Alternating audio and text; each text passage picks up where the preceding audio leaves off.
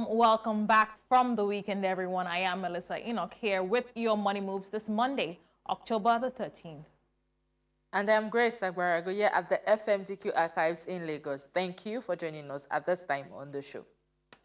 All right, let's begin with your news. Now, Monday, French entertainment giant Canal Plus is proceeding with plans for a secondary inward listing on the Johannesburg Stock Exchange as it completes its takeover of MultiChoice Group.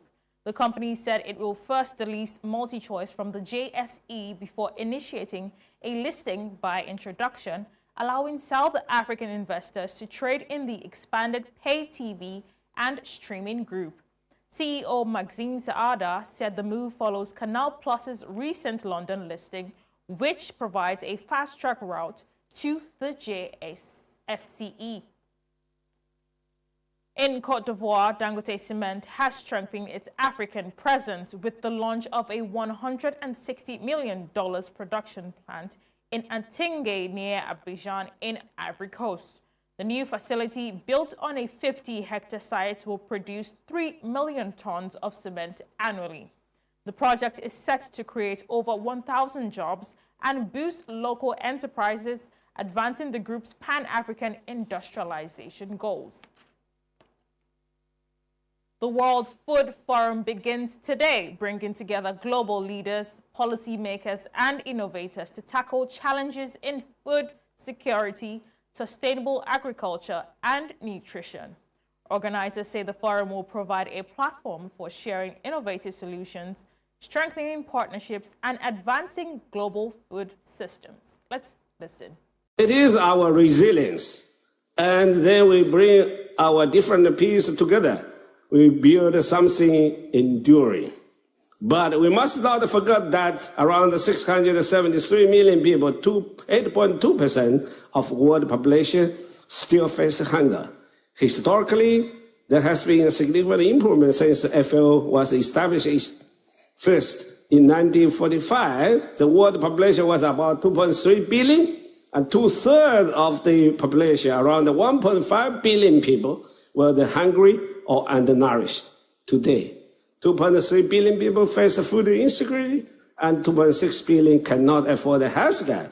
It's a different level, but still we have a lot of things to do together. Meanwhile, our agri-food system strain and the weight of the climate shocks, conflict, biodiversity losses. The agency is real. That is why FAO vision of 4 betters must get us to achieve the better production that is sustainable and just, produce more with less, better nutrition that is accessible to everyone, everywhere, a better environment that restore the harmony to the planet, and a better life will bring the dignity and the opportunity to all, leaving no one behind. Each better contributes to us being better together. Each better forms a vision of a peaceful, sustainable, and prosperous world. In Kenya, President William Ruto today officially opened Konzia Technopolis, the country's flagship smart city project.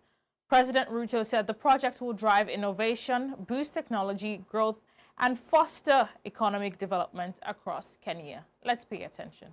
Today's launch of Phase 1 of Konzia Technopolis marks a historic step in realizing this vision. This phase showcases state-of-the-art infrastructure, and you have seen it across this horizon. It includes 40 kilometers of modern road networks, landscaped streets, green parks, and a path rapid corridor that integrates motorized and non-motorized transport. We are also launching a smart utilities network spanning 170 kilometers of water and drainage systems, and 6 kilometers of utility tunnels carrying fiber optics, power and water systems, as well as at distribution substation, employing advanced gas-insulated technology for safety and also efficiency.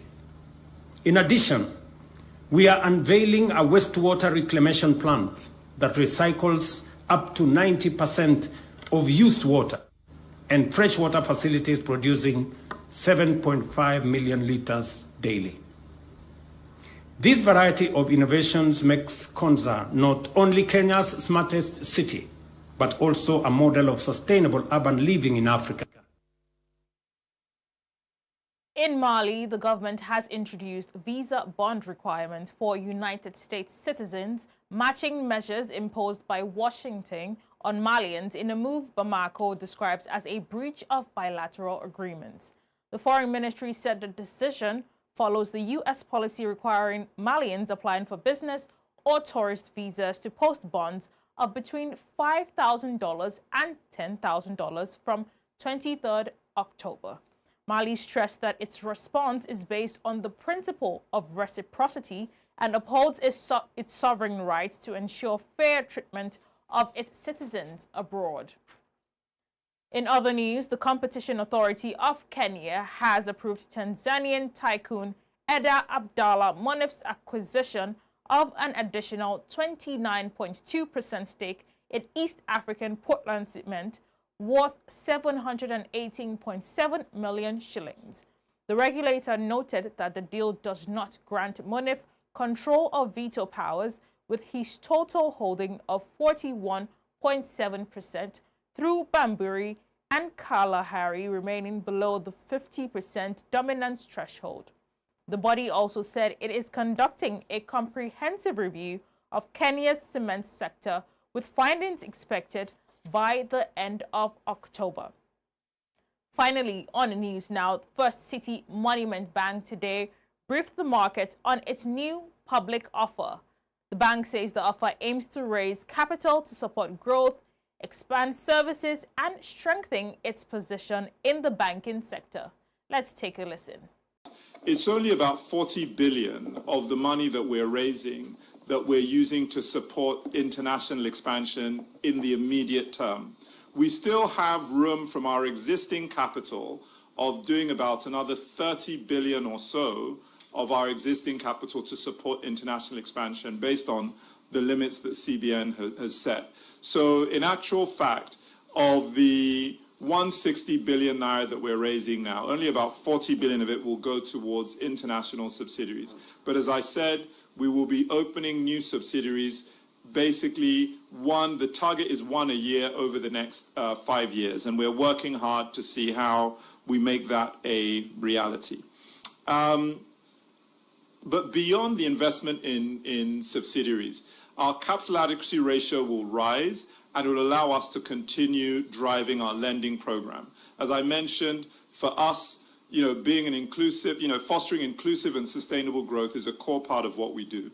So our high yield retail and SME lending, where we generate about 40% return overall, some businesses are higher than that, other segments are lower than that, and other products are lower than that. We expect that will grow significantly over the next few years. So quite a bit of our capital will go towards supporting that.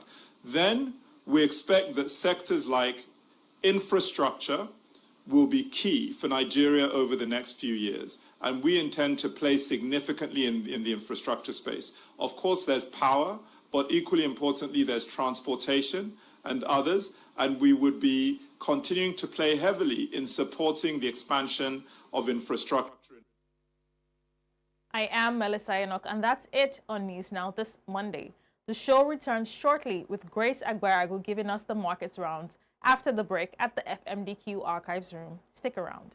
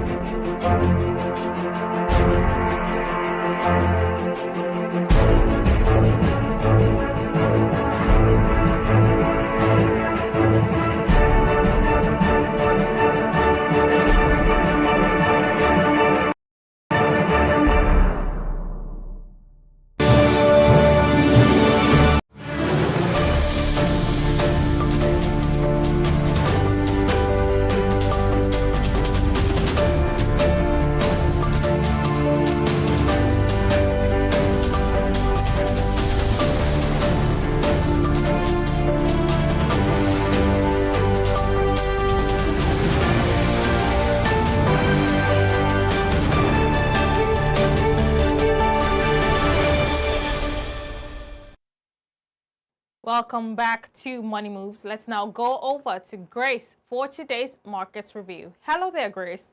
Hi, Melissa. Let's now track how the markets are starting off today with equities. The NGX All-Share Index closed on the positive, up 0.50%. Cote d'Ivoire's BRVM added 0.33%. Africa's biggest exchange, the JSE, also saw gains, up 0.82%.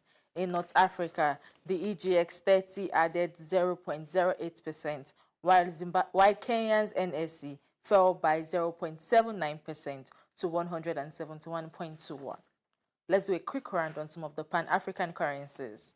The Rand weakened 1.00% to 17.33 against the dollar, while the Egyptian pound slipped 0.24% to 47.66. The CFA franc firmed slightly by 0.15%, and the Kenyan shilling edged lower 0.16% to 129.15.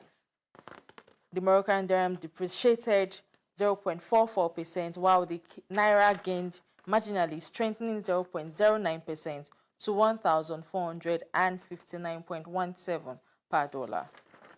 Let's switch into the commodities data deck, beginning with energy prices. Oil prices rebounded, with Brent crude up 1% at $63.36 a barrel, and US WTI rising 1.07% to $59.53. RBOB gasoline gained 1.04% to $1.83, while natural gas declined 1.35% to $3.06 as of 13:26 GMT. Finally, two metals prices. Gold climbed 2.68% to $4,107.80 an ounce, while copper jumped 4.86% to $5.13 per pound. Platinum gained 3.30%, while aluminium slipped 0.43% as at 13:28 GMT. And that's our Money Moves market today. Back to you, Melissa. Grace, thank you very much for those market updates. And that's it on this Monday's edition of Money Moves. From all of us here at the FMDQ studios, we say thank you very much for watching and bye for now.